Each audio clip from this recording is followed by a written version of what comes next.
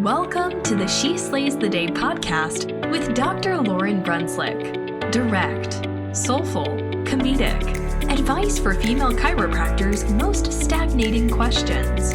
Let's talk business, marriage and relationships, momming, and self-development.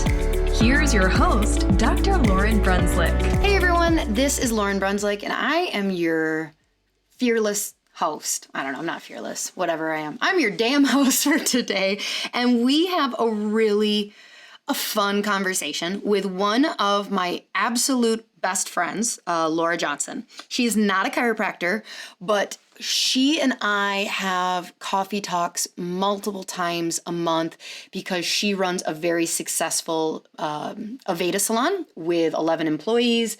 And it's really cool getting a completely different perspective on business and marketing in a small town. And she's an Instagram enthusiast and I love her. And we've known each other for 9 years. So I would say we tried to keep it very professional, but we did not. We totally just went there, I think, within like 45 seconds of knowing each other so much. You're going to get that sense in the episode. I actually recruited her as a friend. She started as a patient and I was new in town. I didn't have any friends and I was new in practice and she was one of like my first patients. And I just remember she was only coming once a month at the time. I've bumped her up in frequency since then and she's consented. She knows that I share all this.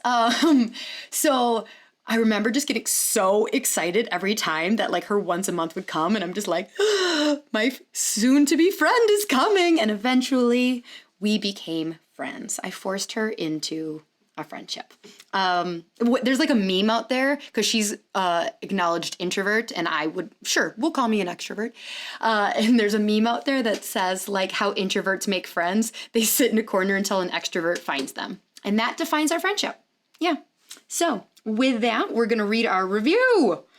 This is from Nugent. Can't get any more real than Dr. Lauryn. Love the practical, no-nonsense approach Dr. Lauryn has to so many of life's everyday situations from family, work, business, and more. Not a DC, but an entrepreneur starting my own business, and I find I get so much insight from my visits with her. Can't wait to hear all that she has to say. 5 stars. And hey, if you are listening right now, like on your iPhone, take it and quick, just do 5 stars. Write me it doesn't need to be a paragraph. It doesn't need to be a novel, but give me 1 or 2 sentences, what you like and what you look forward to. What's your favorite episode? If you have an easy question, drop it in there and we'll just answer it real quick. Okay, so She Slays Savings. You guys, I got you some coupons. And if you don't know what that joke is all about, millennials, go back and you're going to YouTube Ron White coupons on YouTube. And I don't know, it's funny. It was funny 10 years ago. I think it still holds up. Anyways, go to SheSlaysSavings.com or SheSlaysPodcast/savings, and you will see we have 3 different offers for you guys. One is 20% off your first month of coaching with Megan Sanvey. She is my own health coach. She has helped shifted so much of my mindset to get away from the scale and start lifting weights. I am seeing so much change in the last 5 months from lifting weights through her program that I haven't seen these muscles in years. So it's fantastic. Also, you can get 20% off your first month with the Progressive app, which is this brand new app by Connected and Inspired Media.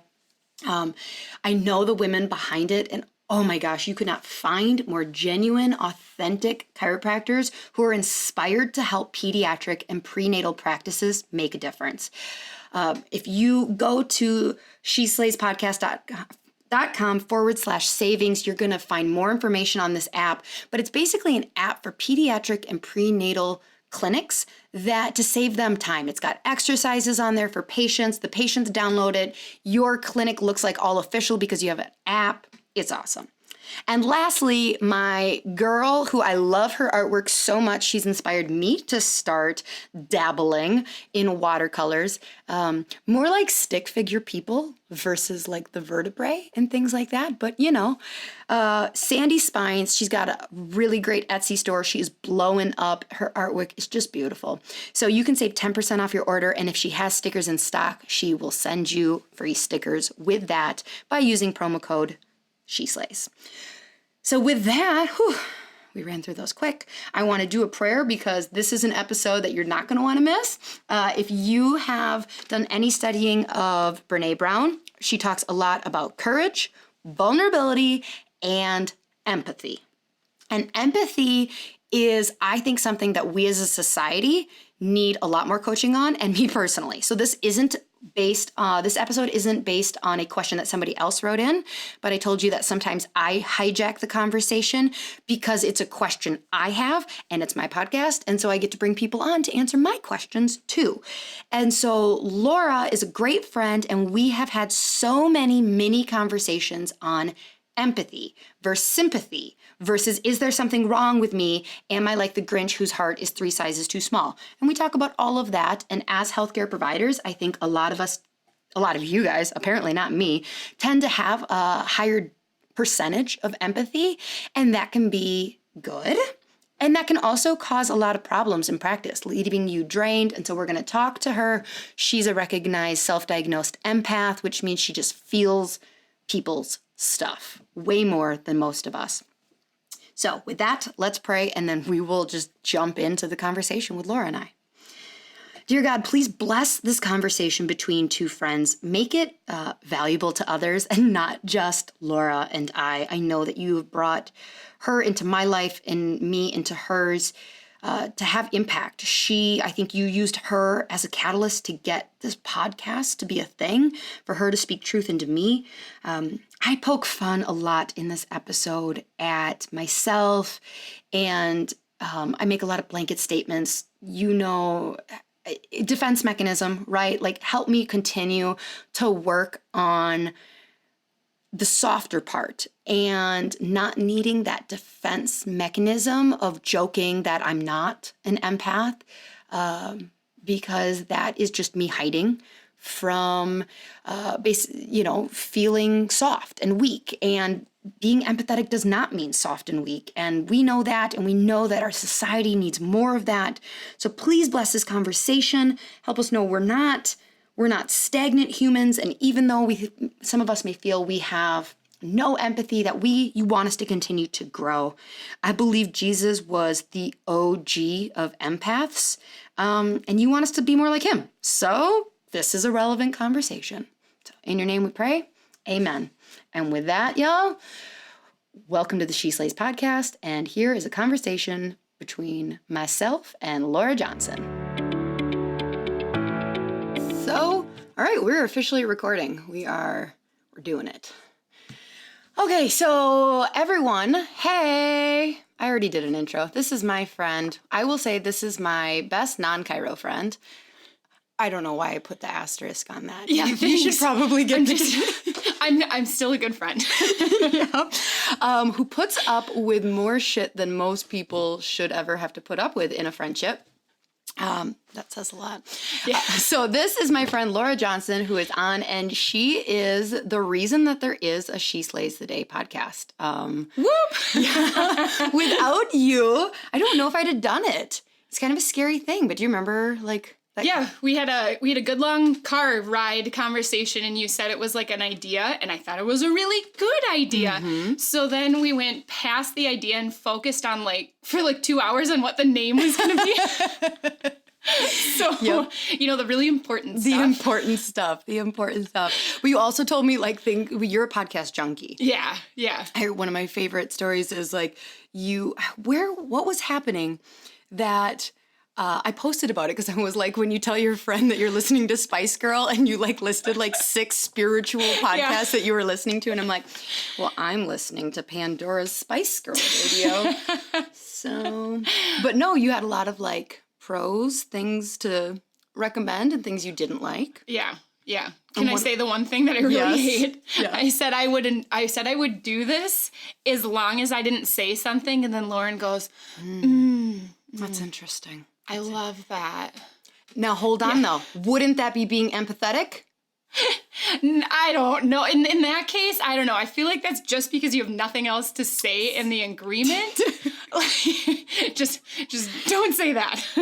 All right. Well, what we're going to dig into is because this is a thing. This is the thing in our friendship. Is Laura is a like self-admitted, like full-blown empath. There have been times in our friendship that she has started crying when I have told her stuff that's happening to me. And I'm like, why the fuck are you crying? Like, I don't know, because you're sad. And I am, well, we had to do some research on what I possibly am. As Kirby put it, everyone's on a spectrum. Of being an empath, a sympath, a psychopath, or a narcissist. Right. And we're not really sure where I am on the spectrum. I can tell you that I'm a lot closer to empath than I was when we first started being friends. I do.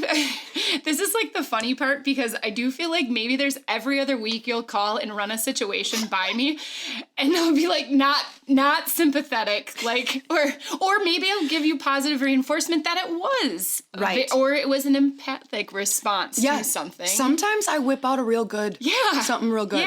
Yeah. I call it my woo voice, where sometimes on the podcast I'll be like, okay, hold on, we're gonna go there. You're going to see the 3% empath of Lauryn come out here. It's a thing. It's a thing. Well, when I did Strength Finder like 3 years ago, so Strength Finder has 35, I think, strengths. And it was number 32 of 35. Empathy was. So mine's number 1. It is number 1? Yeah. Have you retaken the test? Not in a couple of years, but I can about guarantee if it's not 1, it's 2. And I should say where we do have things in common is I'm also a business owner. Yeah. So we do really have that. Yeah, that's why I was wondering if it was still number 1, because you used to be like in public. What was your undergrad? Public health? Public health. Yeah. Talk about a bleeding liberal heart. Just like save the whales and everyone. Yeah. And now you run an extremely successful Aveda salon. So that's where like your husband and I who... Oh my God. How I found 2 of you, I will never know. He and I, so Laura's husband and her best friend me, share 4 out of 5 Strength Finder strengths, and if we open it up to like 8, I think they're all the top. Yeah. So you just surround yourself with weirdos and narcissists. But there was a point where it like kind of pendulum swung. I talked about this a couple episodes ago, how just like our body doesn't naturally find homeostasis, but it kind of pendulum to number 3 in what I call my God year. And now I haven't taken it, but I bet it's probably like 15 to 20. So it's growing. But like you said, there are multiple moments throughout the month where I'm like, hey, that was empathy, wasn't it? And you're like, close, but not there. So Laura's a unofficial expert the meter on empathy. Okay, so before we dig into all of my questions and this on the difference between empathy and sympathy and how you incorporate that into a service job, let's break down our understanding of what the difference is, because I'm confused. Okay. So, being not an expert, but somebody who like deeply all the time, like feels other people's feelings and emotions and all that kind of stuff. That's what I'm basing all of this on. And Brene Brown. And Brene Brown. Okay, so I guess I feel like so you said specifically, like, look up a sympath, which is somebody who practices sympathy or somebody who's Is that an actual term? If an empath gets a term, I think a sympath. Yeah. It's the only reason I feel like it's different is because, well, like if you really want to get like into it, but like the difference between somebody who has empathy and somebody who is an empath is totally different. Like I literally feel other people's feelings, and whereas I feel like empathy is more somebody who is practicing a specific thought process to get to relate to other people. That totally makes sense. Did I work my way through that? So just somebody who's good at practicing empathy isn't necessarily an empath. Correct. An empath is almost like, I mean, it's kind of like on the... It's like, let's say it's a lot of intuition. Yes, like, that's a great way highly sensitive person who maybe practices intuition. There we go. I like my noise effects of like... You own a lot of sage and crystals, is what you're saying. Yes, yes. Okay, so going back though, like somebody is sympathetic, I feel like they can relate to it, how it would affect them. So, you know, if you find out somebody's parent died, you're like, ooh, yeah, that would suck. Like, I'm really glad my parent didn't die, but I feel sad for them. Like, okay. So that's easy to relate to. You can feel that, yeah, I'm supposed to feel sad for that. But somebody who's practicing empathy would, one of two ways, like a parent dies, you could either relate to that through the experience. So I too had a parent die. I can understand how hard this is and like where you're coming from, even though I'm not experiencing your exact situation. Or the other side of that, you haven't had a parent die, but you can say, I can sit with you and I can feel how this would affect me. I understand that this is extremely hard. Mm. So I think we talked about this like a week or two ago where you said, we were talking about things that people say that don't feel good. Yeah. If you're talking about like something that's sad. And I feel like sympathy also wants to have like an action associated to it. And this is where you're really good at sympathy. Like, let's move past this discomfort. I will help rebuild your life. Yes, yes. Mm-hmm. Oh, so your parent died? Well, at least you have the other parent. We just watched that in the Brene Brown video as we refreshed for this. But like, that's not like a helpful thing to really say because it doesn't validate the person's feelings. It doesn't make them feel like they're heard in that. And it gives them like a solution. It's not really a solution, but it's kind of like you're trying to fix their problem. Like, well, you know, they just died, but ooh, good news, you have another one. Like, oh man, we're gonna have to dig in deeper because I'm still like, but isn't that what actually helps? Okay, so empathy.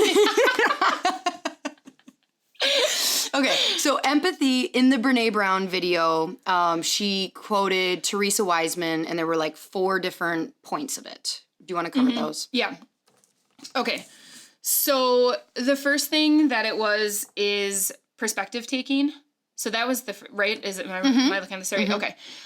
So the first thing was like the perspective taking. So it's like looking at that person's situation and I guess how I look at that is seeing the different nuances. Again, like let's go back to that parent died.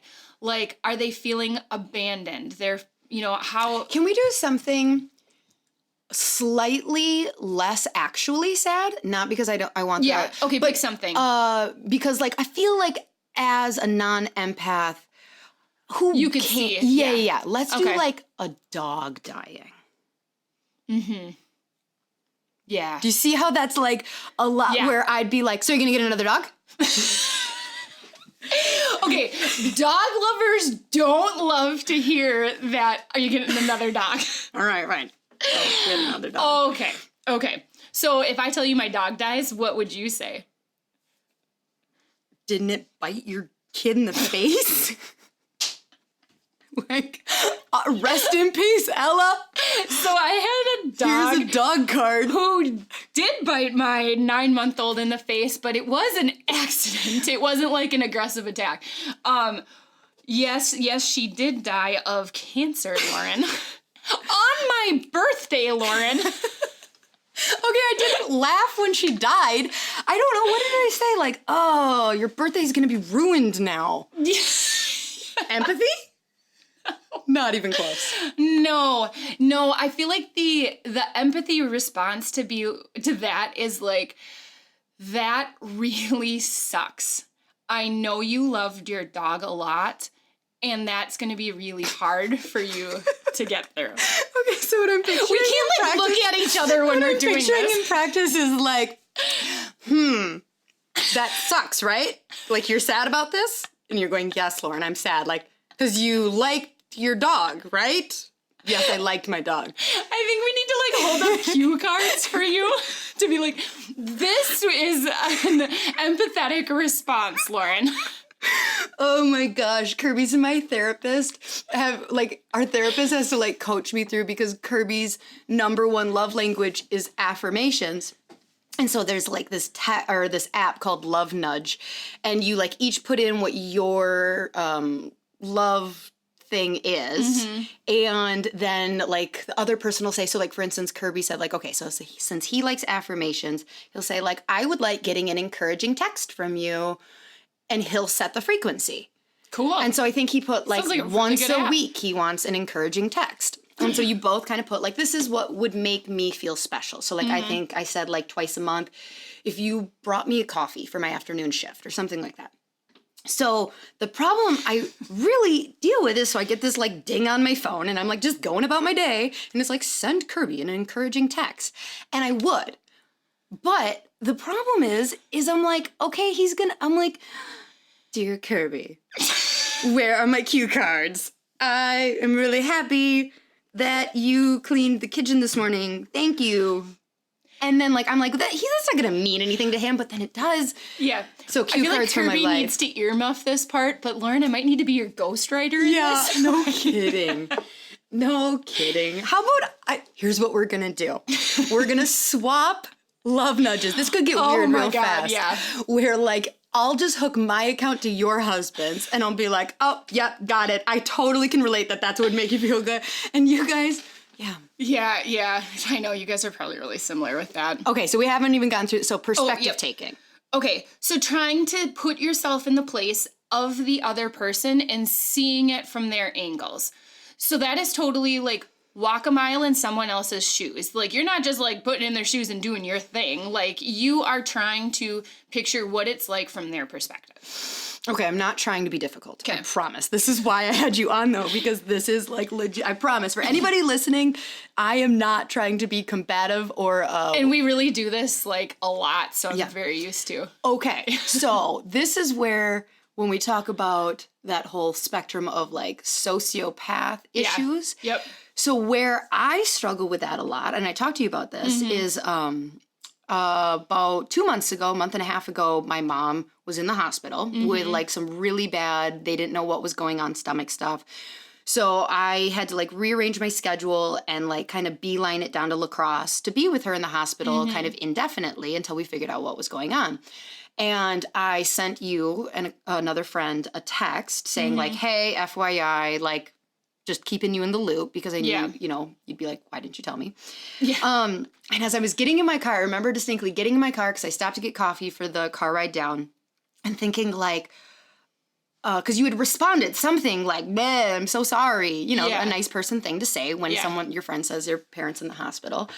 And I remember thinking like, I don't even know what I feel right now. Like I didn't, so like you probably felt, and Mom, I know you're listening, like, she knows me well enough to know. Yeah. Like, you probably felt worse and had more actual emotions about my mom being in the hospital than I did in that moment because I sometimes even lack emotions in those, like, weird scenarios of, like, I don't know what to feel. I'm just kind of in, like, I have to go to the hospital. This is what I have to do, so I'm going. Yeah. So then how does that give me a fighting chance to put myself in your spot when something bad happens? Because I'm like, I don't know, if I was in your spot, I would probably be emotionless.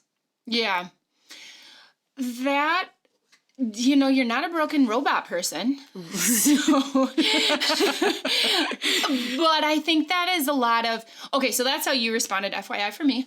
But I do think in regards to other people, I don't know this, but I'm guessing that's not everybody's response to that. Like, I feel like that's probably not the majority, but if it's for someone else, like, you may have to do a sympathetic response that, like, make it sound like that it's, and, you know, try to make it sound like you're practicing empathy, but you might be more sympathetic to the situation. That's just going to be how you're built. Like, you can wear your sympath.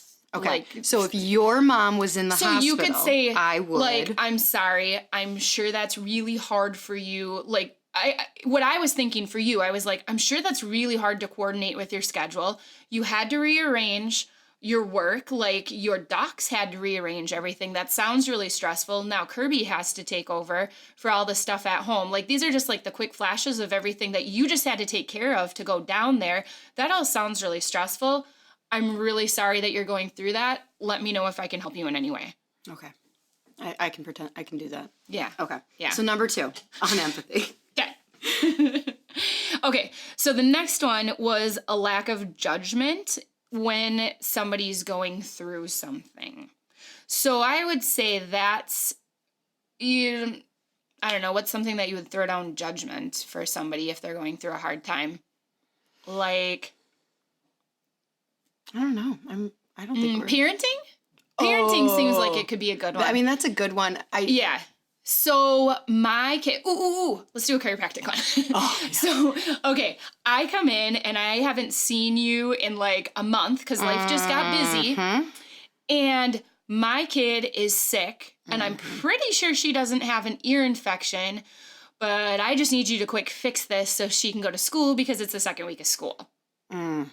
How do you deal with that without the judgment involved? Well, I mean, are we talking judgment out loud or judgment in my head? Can I still have the judgment in my head? You can judge in your head a little bit, but you do have to come up with something that you're feeling empathy towards this person without the knee-jerk reaction of, well, you should have had your fucking kid in here 3 weeks ago and we wouldn't even be in this situation. Yes. Okay. So You do one and then I'll do one. So it's hard because Kirby says that one of the things that makes our marriage work is that I get to say I told you so many times during the day, and so I don't really bring that need and ego home. So I've gotten really good at like all my patients listening are like, for real, Lauren? Like, I get my dig-ins in these very like passive things.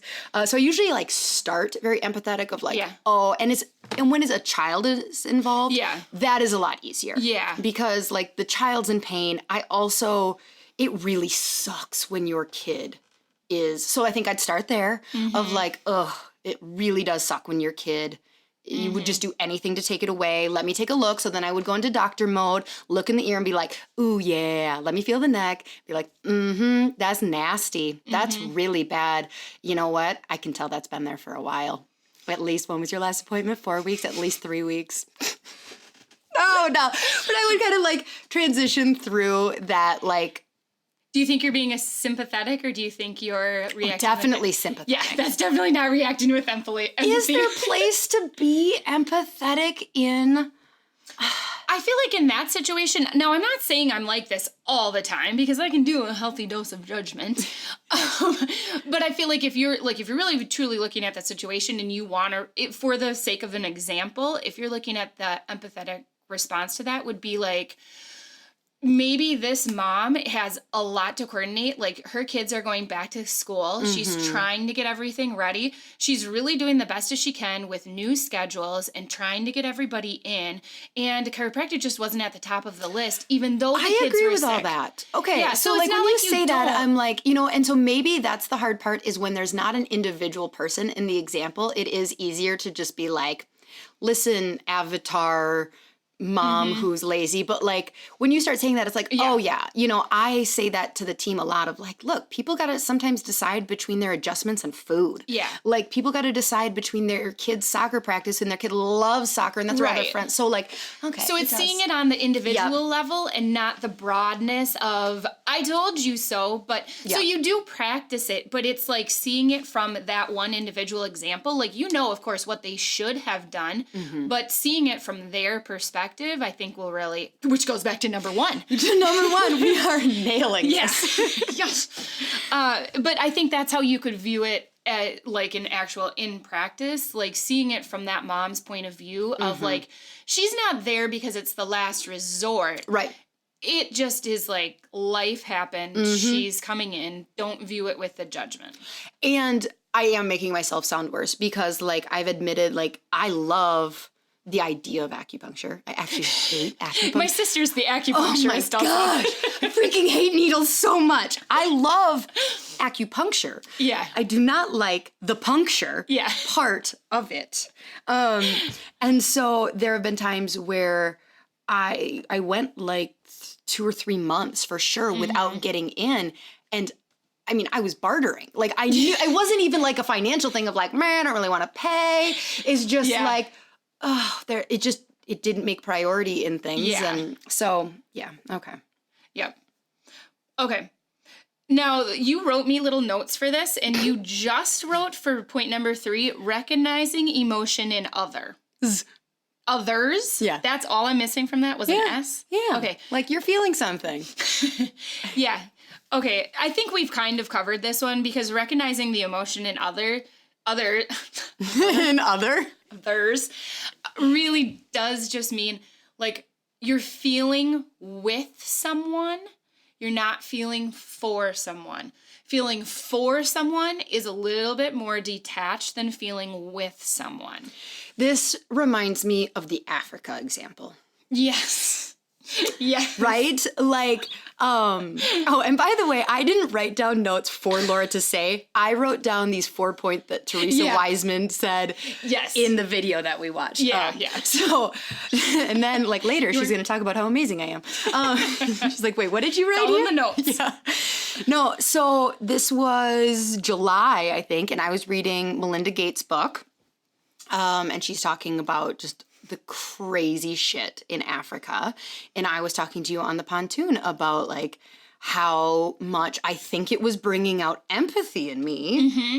And we had another one of these like really like who's on first type conversations where I'm like, I feel like I'm practicing empathy. Okay, so what that was, I don't remember it because I didn't read the book, so you might have to like walk me through it again. But I feel like what your example was something like, you wanted to go help mothers. Like, we were moving to Africa, people. I still am going to. So it started with, I was just bringing up, like, you guys, this book is crazy. Yep. And was talking about. Was it like the mothers with babies and no nutrition? Or it was like something like that. Yeah. It was like a percentage that just die within the first year. But you wanted to go help because you realized it would make an impact, but however it was you were describing it, basically to sum it up, is like it would make you feel good to do it. Is kind of what it came down to. Like you felt for them. Yeah, I felt like, really bad for them, and that makes me want to go. Yeah, and I think sort of. I feel like yes, I do feel like you can put empathy in action. And I do feel like that's what you were trying to do. But I think it's like the background of almost like you're seeing a lot of big scope. I think it's easier to think of empathy when you're narrowing it down to even a hypothetical of think of a mother. It doesn't have to be like a specific mother, but think of a mother who is probably going through something really likely where she can't feed her child. She can't afford to feed her child. Mm-hmm. She may have had to give up other children, or other children may have died. Even like just going through like a lot of these situations to get in the mindset of somebody that you could help, I think makes you a better helper. And so not saying that wasn't, because I think you were on the right track, but you were just like, I want to help all the people. I do. Yeah. And it was like partially because you're like, but I can make an impact. And then I was like, okay, but you're kind of circling it back onto how you into would narcissism. feel about the situation. So yes, I think you could practice empathy in action, but like narrow it down as to how like people may feel or how somebody specific may feel. It just makes it better. Yeah. So I think connecting it with point 3 is recognize emotion in others. Yes. I wasn't inspired to take action in Africa because of the emotions of others. It was about an epidemic. And you are assuming you know the answer to their problem without thinking about the people. I think clean water is an answer to their problem. Well, yeah, but in the big picture, yes, it is. Yeah. But you're not thinking about like the person. Right. Okay. Yeah. Okay. So not saying you're wrong. Yep, we're getting there. Mm-hmm. Okay. And then the next one is communicating that you recognize their pain. So that does not come down to the, okay, so we can use this example because I'm very comfortable talking about it, but I had 2 miscarriages before I had my 2 children. Mm-hmm. And so that was really easy. It's an easy example to use because so many people say the wrong things while thinking they're helping.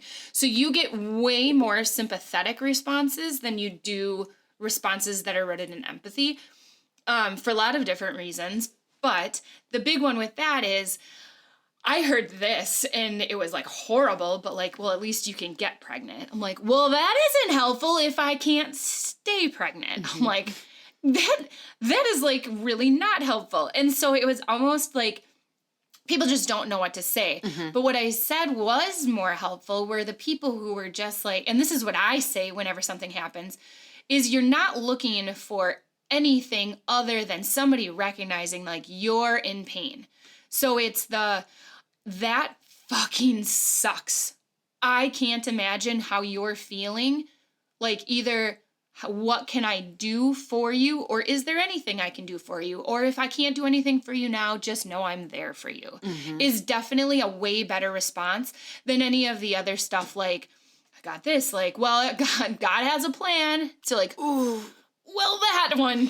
Do you think that people who are better at empathy are more capable of sitting in the discomfort of... For sure. Of whatever. Well, and the thing with empathy, too, I feel like if you're sitting like that, and we can talk about, like, the happy sides of empathy, too, but... There are happy sides? Well, yeah, because, like, I generally, like, if you're, like, super excited about something, well, maybe that's more because, like, I'm, like, absorb. You have a lot of energy, but, like, I'm, like, absorbing your, like, happiness and stuff, but pain is easy because most people can relate to pain, but I think... I just lost my train of thought. Well, I got distracted by you said there are good parts of empathy. Sitting in the discomfort. Oh, yeah.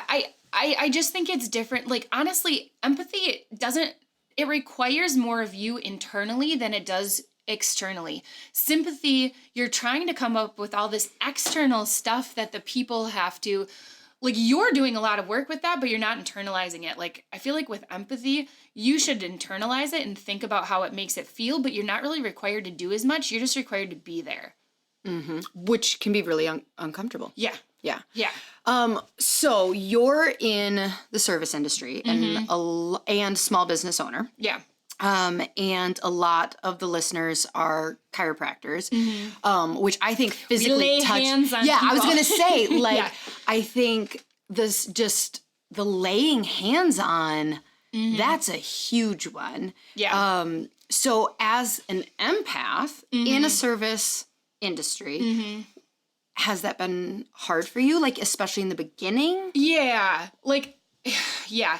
So I feel like I'm so much better now, and like I'm way better about recognizing. I didn't even know that whatever I was had a label until probably like maybe a year and a half ago. Thanks, Brene.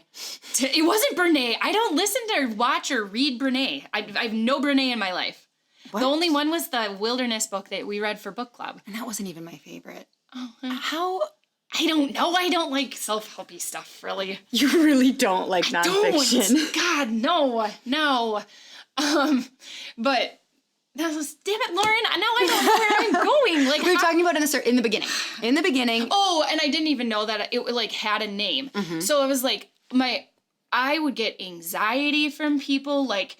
And I think a lot of people can read a room, but I can definitely read a room. I can read a situation. I can read somebody's energy. Like I can do all of those things without knowing what it was. So I had a ton of anxiety that I was like on medication for a long time. Like people used to give me. Was that the height of your anxiety? Of just not knowing what was going on? I think that's honestly what it was, because I didn't know how to get rid of it either. Yep. And that was like a really big thing. So I feel like I just didn't know. And the other thing is like, you don't realize till later that I just thought everybody could read a room or a person or a situation. Like that was just like, I didn't know that wasn't like what everybody like feels or was like I knew I could get my feelings hurt really easy, but I was like, why doesn't How it did like we make become friends? I don't know. I don't know. It's very confusing. So you get your feelings I'm very hurt, understanding. but aren't you able to be empathetic that like they didn't mean that? Well, yeah, that happens all the time, which is why it's really hard to like speak up about anything because I can also get intention behind it. So not that you hurt my feelings a lot, like it really doesn't happen. But like if you say something, it's really easy to be like, well, I know that wasn't your intention because I didn't feel any ill will coming off of you. Like I know you didn't mean it like that. So it's like it doesn't really hurt my feelings anymore. But then you kind of this has bitten us in the ass before in a friendship. Yeah, because then I let it go for a really long time. Because then you let it go for a long time. Because I do get your intention, but then when it comes up, it's just like, okay, I don't know how long I carry this for. But finding, I guess like figuring out, because now like, and maybe it is Brene that made like that word like kind of pop up for people, but like when you can figure out that you are an empath, like it's way easier to like read something or take a quiz, or even like if that's like your baby step into it or any of this is resonating, like do a quick Google search and you can figure out a lot about yourself now. So for me, that made it a lot easier. When I first started doing hair, I just didn't know, like, I was like, I am so fucking exhausted at the end of the day. I'm like, I can't do anything. And I just didn't get why. And also, like, in the beginning of my career, like, when you have all those drain suck clients, like, we all have them. Yes. Now I can be a little more selective of, like, who I take for a client and stuff. But it does help that I'm, like, weaning out those, like, people because, like, their energy doesn't match with mine either. And I've kind of, like, rejected them along the way. So it's way easier for multiple reasons. Like, I don't have those people that are horrible. I am able to do way more, like meditating helps a ton. Like I can tuck crystals in my bra. I feel like somebody who thinks that crystals like help. But there's a crystal? Are there specific crystals that you use? I kind of grab whatever feels like good that day, but I usually do. Hematite is really heavy. That's like a grounding crystal. That's black, right? Yeah, I don't carry those like a ton. It's more like a rose quartz, sometimes a smoky quartz, or a regular quartz are like my big ones that I feel like just kind of help. And if you're a meditator, like that could help as well. Like I don't do like sitting down, like practicing meditating, but like before I go to bed or get up in the morning, like that kind of thing, then I'll just like go through like set your intention, wash through the day, like see how it feels. That kind of thing. Okay. So I do feel like it helps, but it also helps clearing up the negative people. So like literally clearing like them from your schedule. Yeah, that helps a lot. And I do feel like we really set the intention at the salon though. Like I have 11, including myself, there's 11 of us. And I just don't feel like we really get those people anymore. Honestly. I don't know. I don't know what it is. We don't get as many of them as we used to. We definitely have, like, let's say, I don't even know how many people we see a week, but, like, let's say we see 200 people a week. There's probably less than a dozen that are the ones that really are wasting your time. And if you get a new person in who's like that, generally they just don't mesh. Right. But, so even if... So, I mean, those are like the drains, but like most people are not drains. Most people are just normal, but they'll sit in your chair for 2 hours. And most even normal people talk negatively. I mean, right? Like we just tend to be kind of like a pessimistic society. What's going on in life? Oh, I'm so busy, blah, blah, blah, blah, blah. Yep. So you're talking about like you will wear crystals, you'll meditate, and that's how you learn to like just block yourself from absorbing all of that negativity. Because like we get it very similarly. Obviously, you can imagine of like you get it. I'll get a patient who like came for migraines, and 3 months in, I haven't heard anything good, and they're like onto their right knee, and everyone knows how much I love knees and elbows and stuff like that on the podcast. And I'm like, but Diane, what about your fucking migraines that are gone? You know, like it's hard because that's totally different in your industry. Because people are coming to you with the problem. Like I don't generally have people that sit down with a problem. Now, do I definitely feel okay? Oh yeah, okay. We could use this example. I do this a lot. People like tell you the weirdest damn things. Like, honestly, now I'm spending like between 45 minutes and 2.5 hours with people. And people tell you weird things. And what's the weirdest thing that somebody's told you that you can think of? Oh, man, that I can think of. Now I'm on the spot. I won't think of anything. Okay. But it'll just be like... If you think of something, you can just stop and blurt it out. Okay. I've set a precedent for that on the podcast. That's true. Okay, I'll think of something. But people will come up with... A lot of times they just want to be heard, and they're not looking for me to solve their problems. So I don't have to... It is definitely mindset. Like, I won't lie about it. Like, there's not something that I do that's magical other than it really is going to be truly my mindset. Because if somebody's coming to me with a problem, they just want to be heard. They're not looking for me to solve their problems, nor do I have any intention to solve their problems, and you shouldn't either. I shouldn't either? No, like besides if it's medical. So how would that work in a healthcare provider? So if... Is somebody telling you, well, you've said it before, you can't care more than the patient does. Right. And that's kind of how I feel too. Like, I can give you all of the information and you can choose to take it or not. Because they're just looking for somebody to hear them. Mm-hmm. They're not, like, are they looking for you to solve the problem? Oh, that's true. It's all, so, like, when we associate drains within chiropractic, it's not that we're annoyed that somebody is communicating their pain. That's not the problem. It's that we know they're not going to do the stretches. Mm-hmm. They're not going to do the nutrition. Mm-hmm. So recognizing that person just wants you to hear them. Yeah, they just want to tell you about it. So you can walk away from that being sometimes being a better healthcare provider can literally, especially for those people that you're like, Nancy, you're not going to do the stuff. Yeah. They will get better results by you just turning on your empath hat. Because all they want you to do is hear what that is. And maybe they want you to solve the problem, but you probably know by now which of your patients don't want you to solve the problem. So don't give them another exercise they're not going to do. That's just adding one more thing to their plate. But maybe they really just want you to feel like, wow, who cares what it is? Like, you do a lot of gardening. I bet that's hard on your knees, but you grow such beautiful vegetables. Maybe that's all they were looking for. Aww. You know what I mean? Like, okay, sociopath question. Okay. Am I allowed to ask them, okay, so like, I'm in doctor mode. Yep. And you're coming in complaining of your knees. Mm-hmm.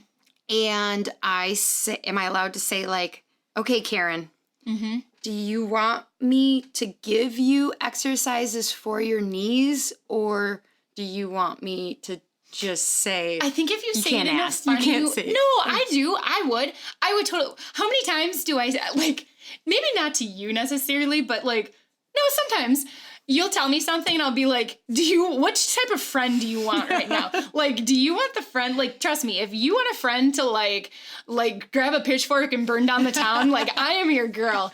But if you want me to actually be like the voice of reason and give you solid advice, like, I can do that, but sometimes you just need to tell me what you're looking for.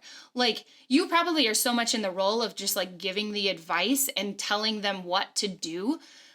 You just cut it down a little and ask them. I don't think that's a problem to ask. Like, you could, if you're uncomfortable with it, say it in a funny way first. Just be like, now here's the deal. You've been coming to me for 2 years and I've been giving you exercises. Do you do them? And if they like laugh and give you a half-assed response and be like, okay, well, I have my answer then. Yep. Yeah. But maybe it's just like, I don't know how much you dig into it, but if it's a knee problem, like, what do you like to do in your spare time? Like, you could dig out a little bit more information if you care. Yep. And you don't have as much time as I do either, but. Nope, I do not have 2.5 hours. No. But yeah, no. So what I'm definitely hearing, this is good stuff, because so much of my life, whether the people around me want it or not, is just like, problem, here's my solution. Problem, here's my solution. Well, you got a podcast for it, where you don't have to spend 2.5 hours talking to someone. They just send it to you a question. Yep. They tell me they want my advice, I swear. But just getting more comfortable, like just practicing on a daily basis, even if I just started like, okay, set my intention that like at one time today, somebody's going to come to me with a problem, whether it's an employee, my husband, my daughter, my friend, a patient, or a listener. Okay, a listener is a bad example because if they're writing in, they want me to answer. Yeah, they do. It's not a listener. So remove that. Yeah. You know, but if I just said like, okay, here's a good example to become more empathetic is I'm going to, at one point today, when somebody comes to me with a, in my mind, problem, practice sitting in the discomfort and just being with them instead of immediately jumping to like, well, have you tried doing this? Right. And maybe, I don't remember where I heard this. I think it was on Real Housewives, actually. There was like a therapist. Anyways, there was a therapist on a really bad TV show that practices by saying, some advice if you'll accept it, or like if you're willing to receive it. Yeah. And I tried throwing it out on my mom that night, and she was like, that was really nice. And I was like, thanks. I heard it today. But then I haven't done it since then because I forgot. But I think that is a really good way because, but on the other end of it, just because I feel like I have to say it, you don't want to go the other way and have them be complacent either. So like don't go too far with it and just all of a sudden they're just there to get their adjustment and then they head out. And, you don't want to be on that end either, which I don't think you would, but you just don't want it to go like too far. Like you want it to be helpful in hearing them. So that's why you could start with it as something little like that. Like you'll know your patient that just probably wants to be heard because they're going to be negative Nancy. And I will say, I'm sorry, that sounds hard. Yeah. Okay. And yeah. that's the end. You just that's write the it end on of it. your arm underneath. That's the end of it. Yeah. Yeah. Or like for the right scenario. If you care enough, you could be like, like let's go back to the knee pain Nancy. Knee pain. But like if it's her and she's like, oh, my knees are just killing me. You're like, oh, I'm really sorry to hear that. What's going on? And then just let her go. And Right. can be like, well, maybe next week will be better. What? Oh my God. Okay, just settle in it for one. Yep. You don't, and you can go back the other way. But This is a scenario where I've already given her lots of advice and she hasn't taken it. And you're super uncomfortable, so maybe you're probably doing it right. Is that the gauge? Are you uncomfortable with that? Oh yeah. Okay, then there you go. That seems right. That's the test. Is I'm Are you uncomfortable. Yes, because you're out of your element with just giving her that. Sounds good. Yeah. I'm gonna practice that. Yeah. Maybe one a week for you. No. I can do one a day. I think you're gonna notice I'm like doing it on you. You're gonna come. But then I'll just like sit there for 10 seconds and be like, do you want to know what I would do? Yeah. Well, and don't get mad about it. Not that I think you would, but like don't get mad at that patient about it because then you're investing too much again. No, and All that you is a have big to do- thing that I yeah. do hit home with people of, like you said, like you can't care if you're gonna be like hands off. You can't carry that baggage. But you might feel better about that person if you can just do that and send them out. Like that's going to be, even though you're not an empath, but like that is going to be way less energy than you've just invested in. It might feel weird until you get it into practice, but you're going to, in the long run, probably invest less energy in that person. Yep. Okay. So, I don't want to be a dick about things. But you know I will. So, the world, okay, so we snap our fingers and the world is full of a bunch of empaths. This sounds like a bad idea, right? Yeah, that's really bad. Well, we've joked about this because we're like, you and Josh, my husband, would be like a nightmare couple. But freaking Kirby and I would be awful together because all we do is sit there with hurt feelings, talking endlessly until we're both so fucking exhausted with it. We're done. So, and nobody's giving advice. Everyone's just feeling so. We're just feeling it all. Do you think that sympathy or empathy is less in like the movers and shakers and podcast creators and as self-help writers? Like, do you think that that category of people tends to have less empathy because their instinct is to fix, repair, advise, and move? Based off nothing but my personal opinion, I probably think this entire podcast is based on my opinion. Yeah. I do probably agree because I would say like I'm a business owner, my husband's a business owner, you guys are business owners. Like we do associate with a lot of like those type of people. And I think you said this actually on a podcast. Maybe it was even your last one, but it was kind of funny because you're like, we don't get into this because we don't want to meet our goals. And I was like, I don't know. Like, I just really want to have like a great workspace where my employees are so happy. And the plus side is we make money. You're sitting here with your head in your hands. Although, I would say though, you and I are probably very different bosses, employers, just because of like how we are. Mm-hmm. And not saying either one is like better or worse, but we definitely do it very differently. So I do think like somebody like me can absolutely be a really great boss, but I don't gosh, I would much rather work for you. I'm very kind. All of my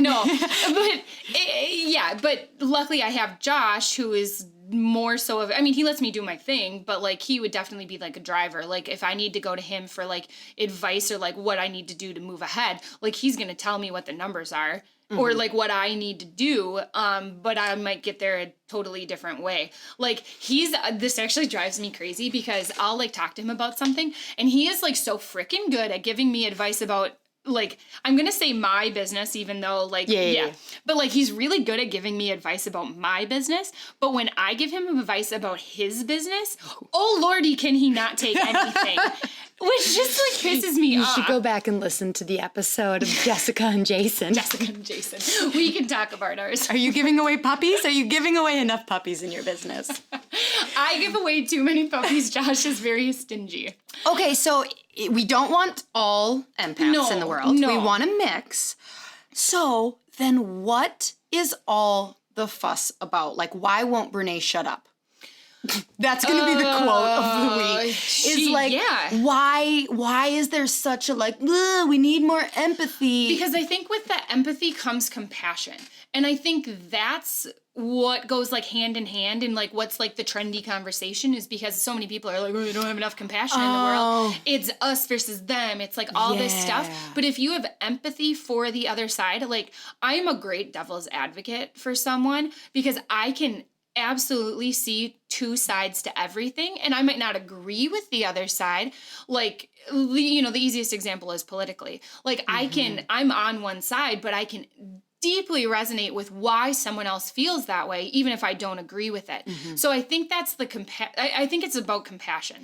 Whereas we don't want a world, okay, so then we don't want a world full of empaths, but 100% of people should be able to practice empathy. Yes. And I think you can teach it, like obviously teach it to your kids, but like it's a really good conversation to have. And like you can look it up and how do we do this with kids and how can we do it in adults?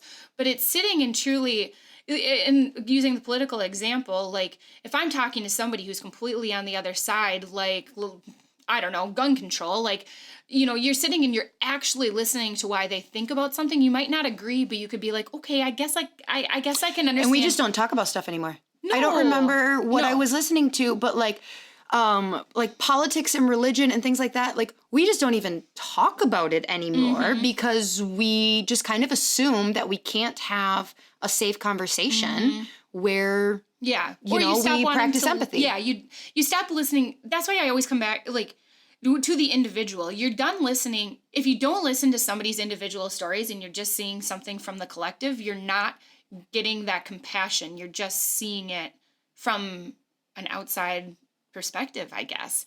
So does Josh hate fiction books too? Yeah. Oh God, yeah. So another exercise in growing empathy, Kirby brought this up a long time ago and I was like, yeah, sure, whatever. Because I used to not be able to read any fiction book because I thought they were boring. Why would I care about a fake person's story? I don't even really like memoirs unless you've like changed the world. This is so funny because you've said this. You're like, why would I waste my time reading a fake story? Right. And I'm like, why would I waste my time doing this other thing if I can just relax in this other book? Like, we say the exact same thing about the other genre. But apparently reading fiction grows empathy in people. Yeah. Because it gets you invested in somebody else's story. And absolutely. Okay. Yeah. Well, last thing, I want to do a rapid fire question of like how a normal person practicing empathy should respond to like real life questions. And I think they're all going to be the same damn answer. Okay. Okay. So, somebody loses a job. Somebody comes in like, I just got fired. How you don't jump in to helping? You just... No, I would just be like, okay, well, how are you feeling about that? Because you don't know. You automatically assume lost their job, that'd be a bad thing.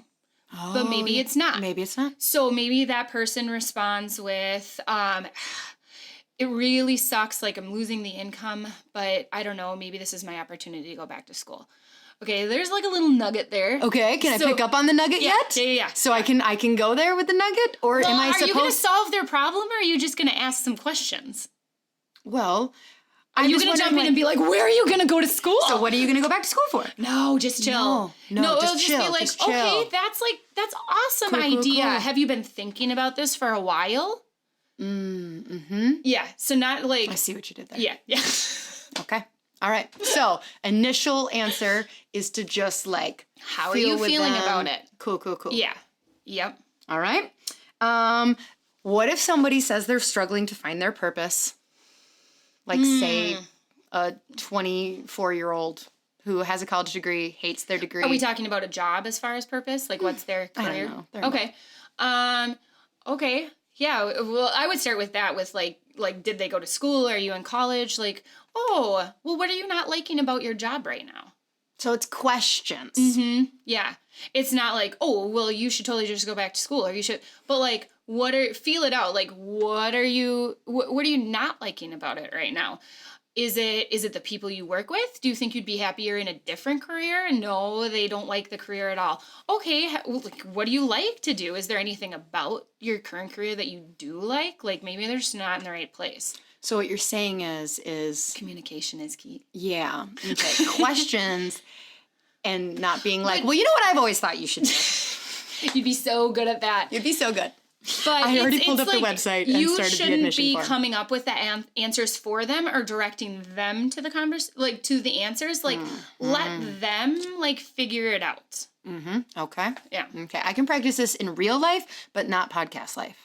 No, that would be a really boring. Well, maybe a funny podcast. Okay, the one thing I will say, it's like, obviously the person who's submitting the question has a very biased view. Yeah. So if I'm going to be practicing empathy with your person, I would say, like, I don't remember, you did something, it was like they were an associate maybe, and then they had like a boss. Well, you're just getting the associate's point of view. Mm-hmm. So just be like, are you seeing it just out of your lens?